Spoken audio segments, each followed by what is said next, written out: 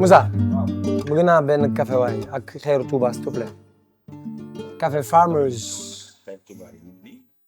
Yes I.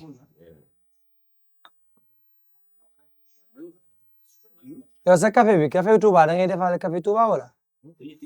café Touba en cappuccino café latte. mën na nekk cappuccino mën na nekk latte mën na nekk. man xaw ma noonu cappuccino xaw ma noonu cappuccino dañ koy def ay. ci café Touba. si café Touba. la base c'est le café donc base bi boo ko amee rek mooy café bi. li des da nga koy composé quoi. donc koy composé voilà c'est ça. macha allah. sinon nice. naa tawfeex. xaama kii bismillah. ah ilahi café bu amul suukar. may ma suukar wala may wàcc. doon naa café sans sucre quoi. man au fait xam nga café Farmers bi ma koy dégg foog ma ñam ko mais man du ma adepte café sax au fond. mais foog nga ñam café bi. fallait ma ñam ko mais nag par contre chocolat chaud man je suis. da ngeen def ay chocolat chaud yooyu. chocolat chaud smoothie mangue banane ça dépend quoi. waaye yow. yaourt bio voilà. chaque ku nekk day trouver bonheur am. c'est ça. mais doo defar lekk. lekk bon peut-être par période. ok des fois am ay festival comme festival film documentaire. waaw. des fois gars yi ñoo ne la ceeb la ñu bëgg. waaw. des fois gars yi ñu ne la brochette et cetera. événement ba événement quoi. Événement. Parce que on n'a pas tout ce qu'il faut pour faire une cuisine et cetera. Pour des raisons de sécurité ak yooyu. ok ñoo def cuisine ak. waaw si. mais déjà kii daal snack la. snack wala café snack ak yooyu smoothie ak yooyu. des petites amuse-bouches comme des cakes et cetera. yaourt bio fromage de chèvre. ñëw ana fromage de chèvre yi. yow yaourt bio bi am na fi. joxal ma benn yaourt bio yow waaye waal dessert wu ma woon. Saint-Louis Doc. Festival international du film documentaire de Saint-Louis. dafa nekk benn événement boo xamante ni on le fait chaque année fin avril lay nekk bi mooy 16e édition bi donc mi ngi meññeentam mi ngi commencé disons man 2010 2009 laa si dugg carrément fekk boo amoon na événement bu amoon tënk rencontre internationale film documentaire mais ñooñu amatuñu xaalis ñu bàyyi man ak sama partenaire Dominique Olé ñu décidé def ay diffusion rek la woon on faisait juste des diffusions en plein air et petit à petit ñu commencé yokk école yi matin bi après plus tard ñu commencé def compétition def ay catégories yokk catégories yi di yokk def court métrage moyen yem long métrage après tamit ñu def si Sénégal en doc parce que dañu soxloon ay catégories pour film sénégalais yi après ñu defaat résidence yokk si résidence ba léegi nii fu ñu toll nii le festival c'est un ensemble d'événements concernant les projections les films en compétition la formation la mise nga waxee si wolof sax laa ko bëgg a waxee dañuy jaar tàggat xale yi pour ñu mën a filmer ak téléphone pour defar ay film documentaire def tamit podcast enregistré émission rajo def résidence d'écriture pour nit ñi am projet pour bi def film ñu jàppale leen ñu bind ko ak ay professionnels ba pare créer un forum boo xamante ni ils vont pouvoir pitcher leur projet devant des producteurs des diffuseurs des agents et cetera pour que seen projet mën a avancer donc loolu mooy festival bi si gàtt dañuy def tamit ay projection scolaire dans les écoles tous les matins et on projette dans plusieurs sites en même temps 5 sites par jour. Okay. Je pense que projection école c'est très bon je vais rebondir là-dessus parce que si on parle de documentaire c'est éducatif c'est pédagogique pour que les enfants puissent savoir leurs images ici qui ont été faites en termes de documentaire et par rapport à la formation parce qu'il y a une jeunesse qui est vraiment demandée en termes de formation. Oui. Bon, en fait, nous, la philosophie, c'était pas juste de créer un événement, def un festival, et puis dem. Aussi, c'est que dañu gis année après année, ndaw yi nekk Ndar ak ndaw yi nekk UGB mu intéressé leen mais xamuñu nu ñuy def ba am accès si documentaire ak si liggéey bi.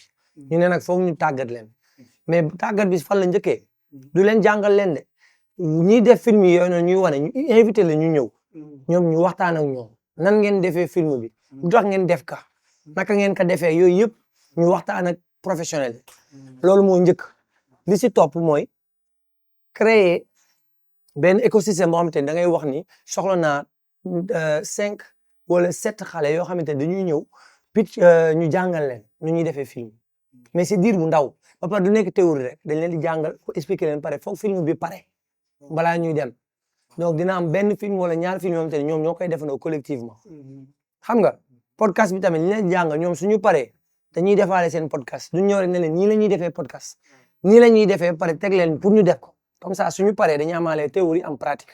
Ok, comme Olof Ndiaye di wax loo nekkul taalibe mënoo nekk sëriñ. Jeex na. en quelque sorte. Mais voyons actuellement il y a un grand engouement à la jeunesse de faire des films documentaires, fiction. En passant, je pense que ça me fait fu mu tëdd ñu ci jàmm parce que son rêve c'est de développer le documentaire en Afrique. Et yaa ngi def jéego yu am solo au niveau de Saint-Louis. Mais aussi en termes de financement. Parce que c'est ça quoi. Parce qu'il faut des financements pour faire des films, parce que les films, ça coûte cher.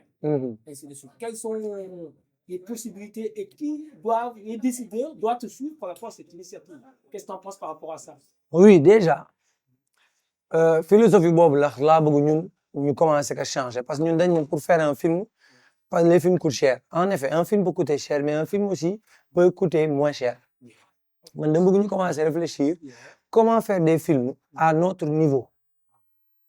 Quand je dis niveau, pas intellectuel, parce que nous, on est adapté à seetaan film bu fu mu xeet dëkk bu mu jógee dañ koy seetaan décortiquer ko mais à notre niveau mooy suñu budget suñu moyen Sénégal FOPICA rek la am buy finance am na nag soo génnee Sénégal nga dem yeneen dëkk mën nga wut yeneen financement mais fekkee FOPICA rek nga am amagoo réseau bi pour dem feneen da ngay def film yoo xamante ni accessible na simple na c'est faisable léegi nag problème financement bi moom dafa nekk lu vaste dafa am ay financement privé am ay financement public financement public yi mooy tout ce qui est institution comme FOPICA am état bi si état bi la lëlu nga dem yeneen dëkk yi ay OIF état Francfort ñoo dajaloo créé ko pour financer ay œuvres culturelles nga dem jeune création francophone CNC tubaab bi ñoo dajaloo te dañuy aider création africaine pour jeunes yi nga dem Red Sea naari Arabie Saoudite ñoo ko créé pour aider tamit cinéma d'Afrique yi toutes les initiatives yuy financer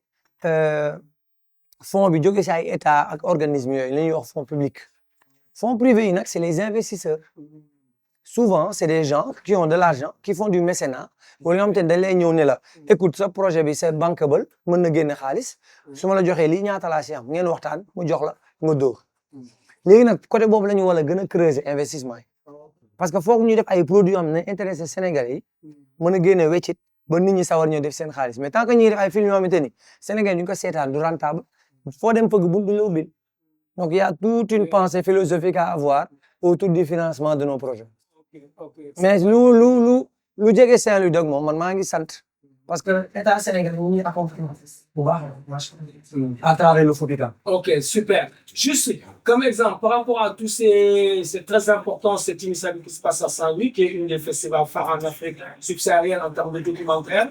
Et quel message que vous pouvez passer actuellement par rapport à des gens qui vous écoutent, qui ont envie de venir au festival, etc. en termes de documentaire, un message par rapport aux jeunes qui ont envie de faire des films documentaires de fiction ou rien.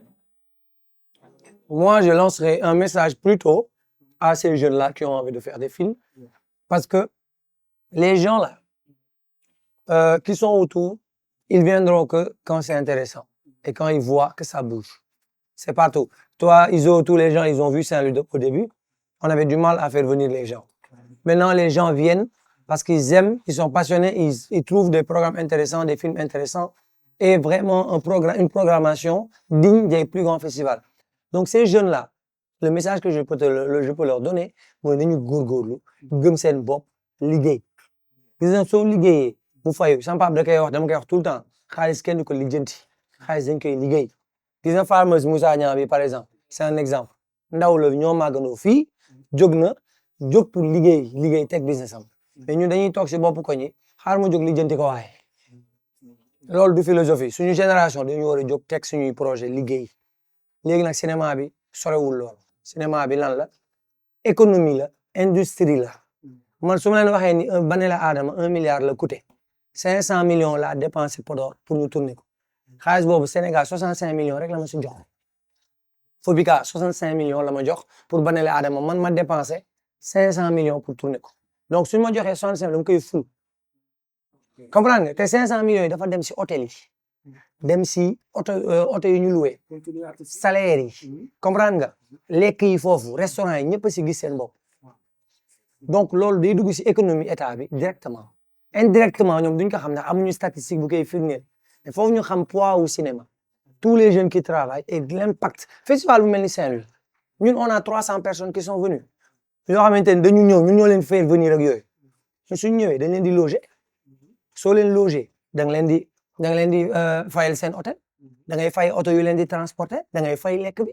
ñoom dañuy jël seen xaalis dugg ñëw fameuse naan café dem dem fameuse jënd café dem si masque yi jënd tourisme bi gis si bopp économie gis si boppam mais ñun suñu autorité foog ñu am vision boobu xam l'impact de la culture sur l'économie directe et indirecte jaajëf di nga jaajëfal